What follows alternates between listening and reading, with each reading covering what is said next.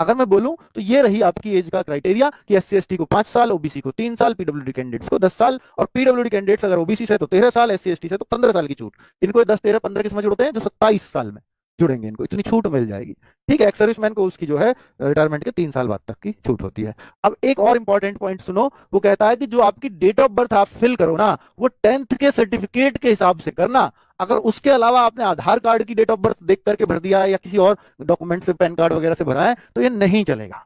Only and only 10th की marksheet या आपका उसका सर्टिफिकेट। तो ये डेट ऑफ बर्थ उसी next scheme of the examination, इसको बहुत अच्छे से समझना होगा आप लोगों को कि जो एमटीएस है उसका एग्जाम जो होता है भाई, एमटीएस को तो सिर्फ केवल एक चीज देनी है, सीबीई, कंप्यूटर बेस्ड एग्जामिनेशन, यानी एक पेपर होना है उनका। लेकिन अगर आप हवलदार के लिए पोस्ट पे करते हो तो हवलदार के लिए सीबीई तो देना ही पड़ेगा। ये तो सबके लिए सेम सीबीई है, सेम टेस्ट है। लेकिन अगर आप हवलदार पोस्ट के लिए भी अपनी चॉइस डालते हो तो आपको फिजिकल एफिशिएंसी टेस्ट और फिजिकल स्टैंडर्ड टेस्ट, ये क्या है कि उसमें मैं आप बाद में बताऊंगा कि फिजिकल में क्या मांगते हैं। अगर आप फिजिकल में मान लीजिए फेल हो गए और आपने दोनों चॉइस भरी है, एमटीएस भी हवलदार भी, तो अगर आपने हवलदार भरा ही नहीं, फिर तो आपको सिर्फ एमटीएस की पोस्ट के लिए कंसीडर किया जाएगा और फिजिकल के लिए बुलाया ही नहीं जाएगा।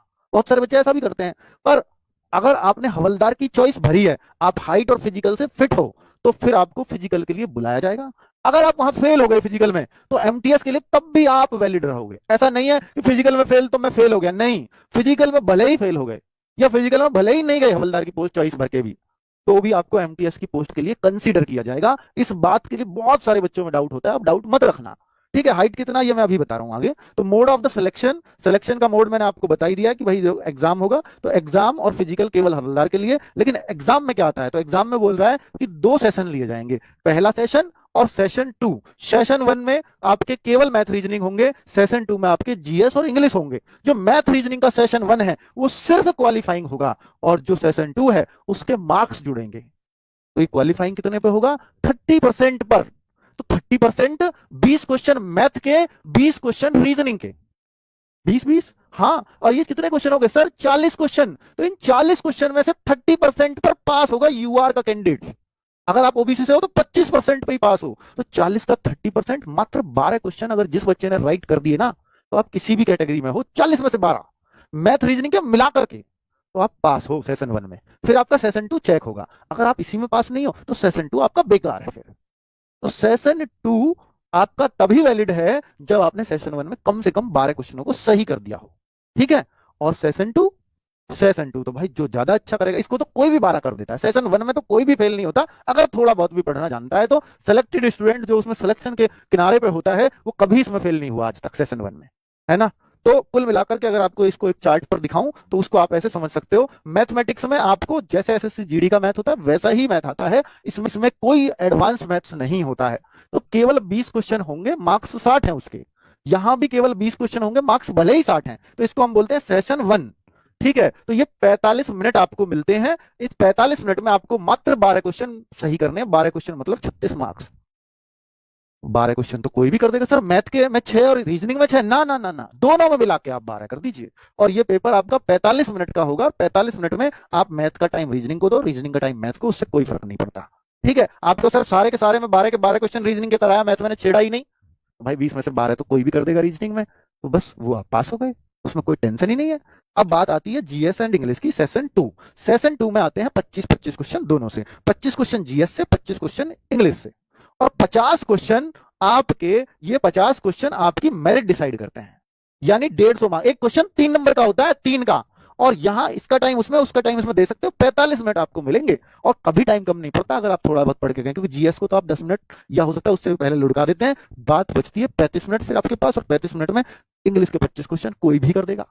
ठीक है, तो भाई आप अपना टाइम लेकर के करें इस पेपर को। 50 क्वेश्चन, 150 मार्क्स, और 150 में से जो ज्यादा स्कोर लाएगा उसका सिलेक्शन होगा। नेगेटिव मार्किंग इस सेक्शन में होती है, इसमें तुक्का भी मार सकते हो। यहां नेगेटिव नहीं होती, यहां नेगेटिव होती है 1/3 की। यानी क्वेश्चन सही किया तो 3 नंबर, क्वेश्चन गलत किया तो -1, 1 नंबर कटेगा भी फिर आपका। तो ये पेपर का पैटर्न सबको पता होना चाहिए। तो ये तो बड़ा आसान पैटर्न है। आसान उसी के लिए है जिसको जीएस और इंग्लिश जो इंटरेस्ट रखता है, इंटरेस्ट से पढ़ सकता है। अगर नहीं है इंटरेस्ट तो हम आपका इंटरेस्ट बनाएंगे। आप RWSSC एग्जाम्स चैनल है ना, वहां अगर कोई चैनल RWSSC एग्जाम्स, सबसे पहले किसी चीज की अगर शुरुआत उस चैनल पे हुई तो इसी की हुई है। किसकी? एसएससी एमटीएस की। पिछली बार इसी से हमने उसकी शुरुआत की उस चैनल की, और वहां पर सबसे ज्यादा हवलदार अगर किसी चैनल ने दिए तो आपके RW चैनल ने दिए। ठीक है, तो हवलदार पर बड़ा जोर था हमारा, क्योंकि वो शानदार नौकरी, जो भी बच्चा उसे ज्वाइन करता है खुश रहता है, वर्दी भी मिलती है उसको, है ना। तो इसलिए, और भाई अगर आप मेहनत कर रहे हो तो फिर निश्चित तौर पे उसमें सिलेक्शन होगा ही। यही इसने समझाया कि 3 नंबर मिलेंगे एक। ठीक है, चलो।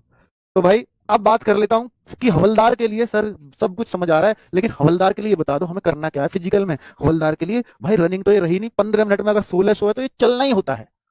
15 मिनट में कोई भी 1600 कहीं भी भागना नहीं पड़ेगा आपको, और भाग के कर लो तो वो आपकी मर्जी है। तो 15 मिनट में तो वॉकिंग ही होती है, थोड़ी तेज वॉकिंग बस।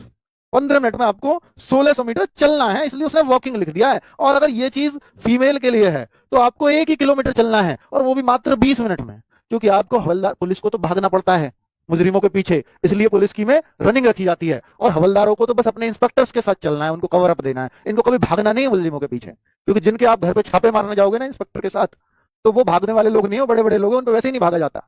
या तो वो कार से जाएंगे तो वहां भागने का वैसे फायदा नहीं है ना, भागेंगे तो वो कार से भागेंगे, और वैसे भी वो भागने वाले हैं नहीं, तो उनको उनके साथ चलना फिरना डोलना इन्वेस्टिगेशन में यही आपका काम होगा। ठीक है, तो इसलिए वॉकिंग मांगनी जाती है। और अगर मान लीजिए हवलदार ऐसे भर्ती कर लीजिए जिनके चलना भी बिल्कुल बस की नहीं हो, तो पता लगा इंस्पेक्टर को उनको गोदी लेकर के आना पड़ रहा है, तो कम से कम इतने तो हों हवलदार कि कम से कम जो है उनको वो चल फिर सकें और अपनी चीजें को इधर उधर कर सकें। ठीक है, तो चलना फिरना पड़ेगा इसमें थोड़ा सा, इसलिए मांगते हैं। बस बात ये कहने की, मेल का जो है हाइट है वो 157.5 सेंटीमीटर होनी चाहिए। वो हाइट इसलिए मांगी जाती है मेरे भाई, हाइट इसलिए मांगी जाती है, तो आप वर्दी में होना, तो वर्दी की कुछ एक प्रतिष्ठा होती है। अगर अगर हाइट ही नहीं मांगी तो, और इतने से कोई हुआ, इतना इतना बच्चा सेलेक्ट हो गया, तो फिर वर्दी में देख करके उसको हंसी भी आएगी, है ना, किसी के घर जा रहे हो आप इन्वेस्टिगेशन में। तो वो एक गरिमा बनाने के लिए हाइट मांग ली है, बाकी ये हाइट बहुत ही कम हाइट है। इसको अगर आप 5 फीट 2 इंच, आप क्या हो कि 5 फीट में 150 सेंटीमीटर होते हैं, हाँ होते हैं। फिर आप 1 इंच में 2.54 सेंटीमीटर होते हैं, तो 2-3 इंच के आसपास ये बैठेगी, जितनी सब लड़कों की हाइट हो सकती है। 3 इंच के आसपास ये बैठेगी, जितनी सब लड़कों की हाइट हो सकती है। अगर आप गोरखा गढ़वाली असमी तो ये यहाँ पे है तो 5 सेंटीमीटर और छूट मान लीजिए। Chest 81 centimetre fully expanded with, तो ये जो है with minimum expansion of 5 centimetre, तो 81 सेंटीमीटर फुल एक्सपेंशन के साथ मांगी जाएगी, जो आराम से बैठ जाती है। एक दुबला पतला, जब तक कोई बहुत ज्यादा दुबला पतला ना हो। बाकी चेस्ट में किसी को निकालते भी नहीं, वो खाए पिएगा अपने आप मोटे तो बाद में हो ही जाते हैं, इसलिए कोई नहीं निकालता चेस्ट में।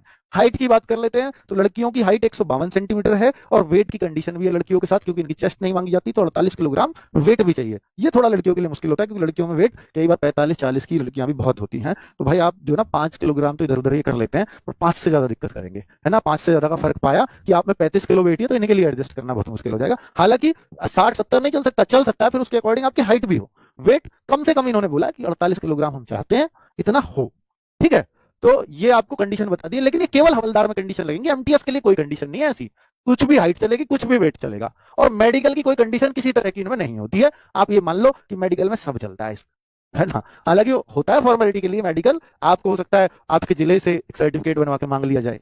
ठीक है, तो बड़ा आसान मेडिकल होता है, जो आराम से सब लोग पास कर लेते हैं। तो preference of post come states, यानी अभी आप फॉर्म भरोगे तो आपसे प्रीफरेंस भी भरवाएगा ये, और प्रीफरेंस आपकी थोड़ी नहीं है, बहुत ज्यादा प्रीफरेंस आपको भरनी पड़ती है। तो मैं एक आपको तरीका बताऊंगा किस तरह से आप सोच के भर सकते हो, क्योंकि एमटीएस भी हर स्टेट में और हवलदार भी हर स्टेट में, ये स्टेट वाइज कट ऑफ जाती है। आप चाहो तो एमटीएस असम का भी भर सकते हो, आप ऐसा सीजीडी में नहीं कर सकते, ऐसा वहां अपने स्टेट से ही भरना होगा। यहाँ एमटीएस आप सभी स्टेट का, पहले बच्चा क्या करेगा, मान लो कोई यूपी का है तो दिल्ली एमटीएस भरेगा, यूपी एमटीएस भरेगा, हरियाणा एमटीएस भरेगा, एमपी एमटीएस भरेगा, जो यूपी से लगे स्टेट है। फिर वो तो भाई सारे स्टेट्स के एमटीएस है ना, तो चॉइस आपको करीब 60-70 भरनी पड़ती है इसमें। फिर हवलदार हर स्टेट के, जहां जहां वैकेंसीज होंगी वहां वहां का हवलदार भी आपको भरना पड़ेगा। फिर कुछ वैकेंसी 18 से 25 साल के लिए, कुछ 18 से 27 साल के लिए, फिर उनके लिए अलग अलग चॉइस भरनी पड़ेगी। तो इस तरह से कभी कभी तो इसमें 70-80 तक भी चॉइस जाती है भरने के लिए, क्योंकि 28 तो राज्य, 29 तो राज्य ही है, 29 दूनी 58, उतने ही हवलदार और उतने ही जो है एमटीएस, तो 58 तो यही हो जाते हैं। फिर कुछ 18 से 25 साल के लिए हो गई, कुछ 18 से 27 साल के लिए, तो कुछ और चॉइस बढ़ जाती है। तो इस तरह से कभी कभी 80 तक की चॉइस चली जाती है। तो ये कैसे भरनी पड़ती है मैं लास्ट में बताऊंगा अभी, तो अभी आप देख लीजिए कैसे। लास्ट ही आ गया, अब हो ही गया काम। तो अब ये मैं आपको बताने वाला हूँ, जैसे मान लो कि ये कैसे भरेंगे, कि यहाँ पर एक लिस्ट दी हुई है कि जितनी भी जगह, मान लीजिए 55 पोस्ट आई हैं, तो MTS West Bengal, MTS Orissa, MTS Dadra Nagar, शुरू में हवलदार चंडीगढ़ ऐसे लिखी हुई हैं। मान लीजिए कोई हवलदार चंडीगढ़ चाहता है तो यहाँ 11 नंबर डाल देगा वो, 11 नंबर पोस्ट। एमटीएस उड़ीसा भरना चाहता है तो फिर वो 32 नंबर, दूसरे नंबर पर 32। सबसे पहले आप जो चाहते हैं उसका नंबर यहाँ लिखना पड़ेगा। इस तरह से देखो कितने कॉलम बने हुए हैं, इतनी चॉइस क्या डालनी जरूरी है। आप कहो नहीं जी मैं तमिलनाडु में, तो मुझे मिले या ना मिले मैं तो नहीं चाहता करना, तो फिर तो भाई आप जितने स्टेट्स में चाहते हो उतने स्टेट की चॉइस भर देना, बाकी खाली छोड़ देना। आपको सिर्फ उन स्टेट्स के लिए कंसीडर किया जाएगा। अगर आपको उनमें नहीं आ रहा कट ऑफ में, तो फिर आपको कहीं भी नहीं लिया जाएगा। ये होता है। और बहुत ज्यादा अंतर नहीं होता कट ऑफ में, क्योंकि अगर आपको आपके स्टेट कट ऑफ में अंतर तब आता है कि आप अपने स्टेट से अलग कोई और नहीं भर सकते, जैसे जीडी में तो वहां कट ऑफ में बहुत अंतर देखने को मिलता है, लेकिन एमटीएस में नहीं मिलता, क्योंकि हर बच्चा हर स्टेट भर सकता है, तो इसलिए कट ऑफ में अंतर एक एक दो दो नंबर का रहता है बस। ठीक है, दिल्ली यूपी सब सेम सी जाती है। ठीक है, तो वो बैलेंसिंग भी होती है, बहुत बढ़िया। तो इस तरह से आपको चॉइस भरनी है। तो ये सारी चॉइस देखो 59, 60, 58 तक ऐसी चॉइस आ रही है। मैंने इसके कारण बता दिए क्यों इतनी चॉइस भरनी पड़ेगी, तो वो आपकी मर्जी है कि आपको कितनी चॉइस भरनी है।